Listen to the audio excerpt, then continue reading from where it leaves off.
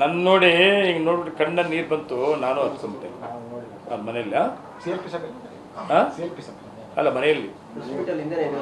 ಮನೆಯಲ್ಲಿ ನಮ್ಮ ಅವ್ರ ಬಾಂಧವ್ಯ ಹೆಂಗಿತ್ತು ಗೊತ್ತಾ ವೆಂಕಟೇಶ್. ಬೆಂಗಳೂರಿಗೆ ಹೋದ್ರೆ ಅವ್ರ ಮನೆಗೆ ಹೋಗ್ಬೇಕು ಅನಿಸ್ತಾ ಇತ್ತು. ಅವ್ರ ಮನೆಗೆ ಹೋದ್ರೆ ಅದೇನೋ ನನಗೆ ಗೊತ್ತಿಲ್ಲ, ನಮ್ಮ ಹುಡುಗ ಅವನು. ಅವ್ರ ಮನೆಗೆ ಹೋದ್ರೆ ಯಾರನ್ನ MLA ಕಾಣಿಸ್ಲಿ, ನಾನು ಕೂಡ ಸೇರಿ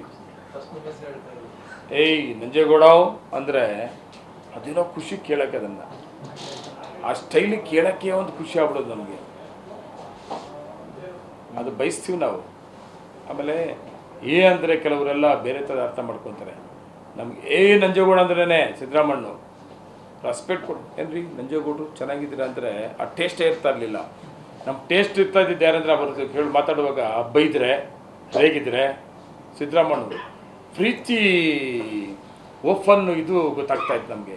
ಬೈದರೆ ಕೇಳಕ್ಕೆ ಖುಷಿ, ಸಿದ್ದರಾಮಣ್ಣ ಹೇಗಿದ್ರೆ ಖುಷಿ. ರಿಯಲಿ ಇದು ನಾನು ಒಬ್ಬಂದಲ್ಲ, ಎಲ್ಲರೂ ಬಯಸಿದ್ದಾರೆ. ಅವ್ರು ರಾಜೀನಾಮೆ ಕೊಡೋ ದಿವಸ ಆಯ್ತಲ್ಲ ರಾಜೀನಾಮೆ ಕೊಡೋದು ಅಂತ ಕ್ಯೂ ನಿಂತ್ಕೊಂಡ್ಬಿಟ್ರು ಎಲ್ಲಕ್ಕೆ MLAಗಳು. ಏನಪ್ಪ 3 hours ಕೂತ್ಕೊಂಡಿದ್ದೆ MLAಗಳು. 3 hours ಅವ್ರ ಕಣ್ಣಲ್ಲಿ ಎಲ್ಲ MLA ಕಣ್ಣಲ್ಲಿ ನೀರು ಬಂದಿದ್ದಾವೆ.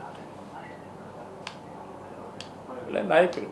ಹೈಕಮಾಂಡು DCM ಮಾಡ್ತಾರೋ ಬಿಡ್ತಾರೋ ನಮಗೇನೋ ಮುಖ್ಯಮಂತ್ರಿ ಮಾತು ಕೊಟ್ಟು ಪ್ರಕಾರ ರಾಜೀನಾಮೆ ಕೊಟ್ಟು ರಾಜ್ಯದ ಒಂದು ಕೂಗಿತ್ತು. DK ಶಿವಕುಮಾರ್ ಅವರು ಒಂದು ಹೋರಾಟಗಾರ, ಪಕ್ಷ ಕಟ್ಟೋದಕ್ಕೆ ಅವ್ರದ್ದೇ ಆದ ಒಂದು ಶಕ್ತಿ, ಹೋರಾಟ ಎಲ್ಲ ಆಗಿದೆ. ಬೇಕಾದಷ್ಟು ನೋವುಗಳು ತಿಂದಿದ್ದಾರೆ. DK ಶಿವಕುಮಾರ್ ಅವ್ರನ್ನ ಮುಖ್ಯಮಂತ್ರಿ ಮಾಡಲಿಲ್ಲ ಅಂದರೆ ಎಲ್ಲೋ ಒಂದು ಕಡೆ ಮೆಸೇಜ್ ಬೇರೆ ಹೋಗ್ತದೆ ಅನ್ನೋದಿತ್ತಲ್ಲ, ಇವತ್ತು ಕ್ಲಿಯರ್ ಆಗಿದೆ. ಇದೇ ಜನ ಬಯಸೋದು. ಮಂತ್ರಿಗಳು ಯಾರು ಆಗ್ತಾರೆ, ಉಪಮುಖ್ಯಮಂತ್ರಿಗಳು ಯಾರು ಮಾಡ್ತಾರೆ, ಇದು ಯಾರು ಜನ ಕೇಳಲ್ಲ. ಸಿದ್ದರಾಮಯ್ಯ ರಾಜೀನಾಮೆ ಕೊಟ್ಟನ, ರಾಜೀನಾಮೆ ಕೊಟ್ಟರು.